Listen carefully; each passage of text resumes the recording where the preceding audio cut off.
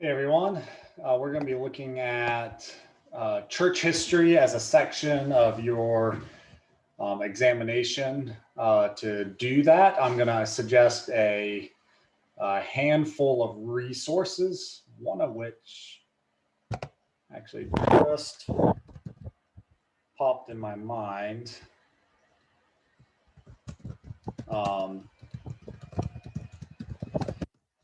Could be useful to you.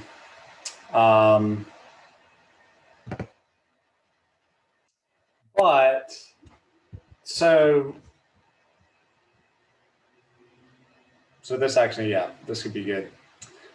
The church history section, what you're going to be doing is you're going to want resources that draw from your church history 1 and 2. So if you need to, there's several resources that do that. But my very first caveat is we're going to be looking at divisions of eras, and those are always a little bit wonky. So this is Dowley. He has 100 to 325 and then 325 to 600. But if you go here to Shelley, to Bruce Shelley, then it's the 312, because that's the Edict of Milan, to 590. Where did he go to? He went to 600. Well, 590 was when Gregory the Great became Pope. So he picked 590, but 600 is a nice round number. Or it could be Justo Gonzalez and have no numbers, except for, wait, they do have a chronology. So he does have that. So just a caveat, you're going to have to pick something. I'm just going to go with the Quizlet I have and understand why the dates are the way they are. But resources, let's see. You will want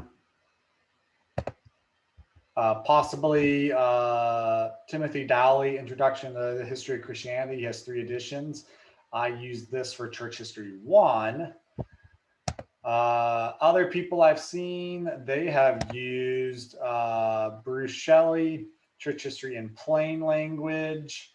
This one is only 560 pages, so pretty accessible. You can start clicking around and see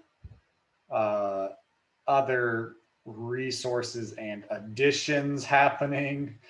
You could jump in that Eusebius himself. I know Justo Gonzalez, written very academically and well, I've heard from a Catholic writer. It's 2 or 3 volumes, so much more reading age, 99 years and up. Sorry, you can't read that unless you're 99, apparently. So that's a very thorough one in 2 editions. If you want to listen to it, Dr. Robert Godfrey has his survey of church history, and he'll go through a lot of just kind of your key developments and things that happen there. Oh boy, 1 stars. It's not a historical survey, it's a Bible study. Yeah, someone was unimpressed with Dr. Godfrey right there. We should probably go to the... Anyway, Turning Points by Mark Knoll. His books are always very helpful. So what he'll do is give you some key dates: 70 Empire, 325 Chelsea. Yeah. So he'll go through, coronation of Charlemagne in 800 is often the big divider between monastic and medieval ages, 1054. Anyway, so he'll go through major movements there that are helpful. But part of your PCA ordination, you know, old school, new school, old light, new light, 1706. Well, Dr. Donald Fortson. And then if you have the RTS Mobile app and you say, I didn't take a Presbyterian history course specifically. So if you go to your RTS Mobile app and you go to, is it historical? Yeah, historical theology, History of Christianity 1 and 2 by Dr. Don Fortson, and then American Presbyterianism. And in that course, you listen to those lectures, and very quickly you get up to stuff like the Adopting Act of 1729 and all the fun things, all the most fun things. I think this work might cover the same areas as well, but I'm not familiar. So yeah, we're going to be looking at church history, and I can't go through everything. It's one of those things. I just want to show you some of the resources. It is covered by Macintosh, so he gets into it. So here's a chart that he gives. You know, the first Presbytery in America, 1706. I think it was 1726 was the principle. I haven't studied this yet, but going through all of these things, your old side, new side is first, and 1741 is that division, and then old school, new school division. You get your north and your south, and the mess with the Civil War. You get your modernist fundamentalist controversy with your OPC, and you get the whole alphabet soup here until yeah. So you'll want to, I think, be able to trace some of those things and key people. So with that, my goodness. So yeah, this is from the North Texas.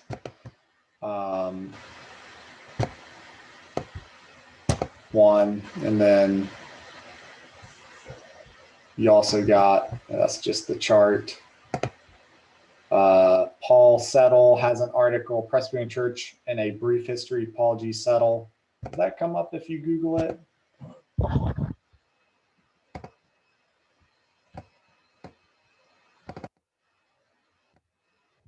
Let's see.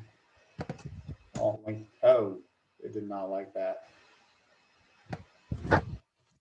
Presbyterian Church History, Paul Settle. I'm not sure.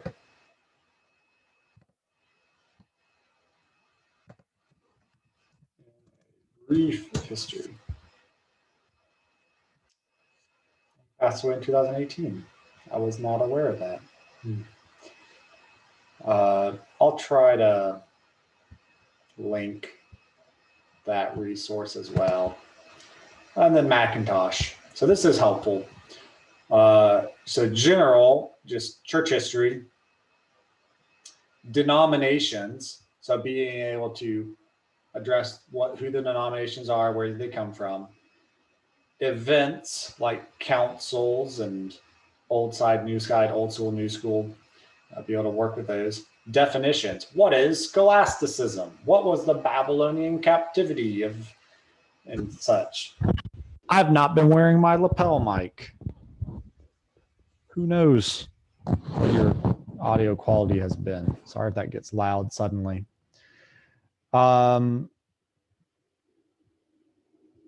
going through those, and then there's this people, within a century, half a century or so. Who are these people? What were the ideas? What did they contribute to church history? So big list of people. And then PCA specific history. Yeah, modernism, fundamentalism, Auburn, Affirmation, Five Fundamentals, Harry Emerson, Fosdick, and J. Gresham Machen. Be able to, for the PCA at least, we want to know RPCES and the merger. Where did it come from? And why is it important to the PCA? And names I don't know yet. Yeah, who did the Presbyterian Journal? You know, just always start a journal and lay out the issues. That's how the Presbyterians do. You know, someone's mad if they go and they start a journal, and often have good reason. So over here we have the Quizlet. Church history is 101 questions. Some of these are quite large questions.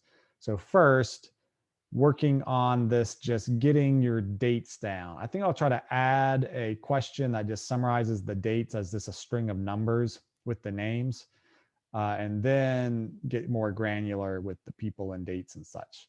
So be able to get through these dates, 800, getting through, how do we jump 1,000 years? Apparently nothing happened between 800 and 1096. Need to look at that. Working through big eras and just be able to go and just be able to talk. Be able to talk about Methodism. Yeah, that's John Wesley. Episcopal, specifically the American Church, otherwise Church of England, England bad. So we're Episcopal, the polity. So talking through those, Christological heresies are always covered in church history. So review your Christological heresies and maybe what council addressed them. When was Nicaea 325? Yeah, don't want to forget that. Canon, Chalcedon 451. Yeah, so probably that 325 and 451, definitely those two. Protestant Reformation 1517. We just celebrated 500 years in 2017. You can probably remember that. Be able to talk about the Tridentine councils, and definitely you might be able to get away with having forgotten when the Belgic is, but definitely 1643, Westminster Assembly there, and be able to talk through different movements. As I look at this I don't know if the old side,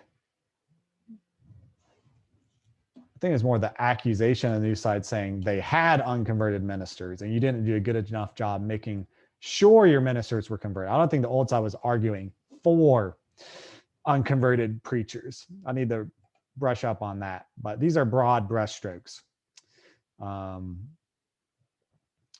So Auburn Affirmation is the 5 fundamentals in 1924.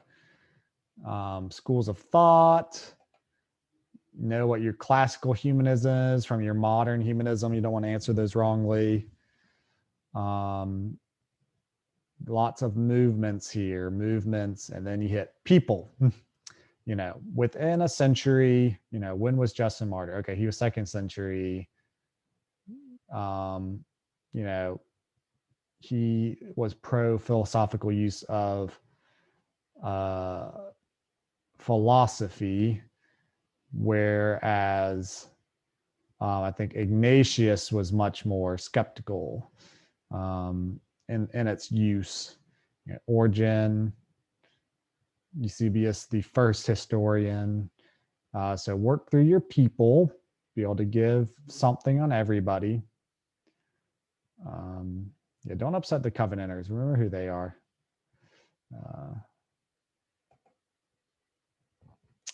Nicholas von Zinzendorf. There you go. William Carey to India. B.B. Warfield.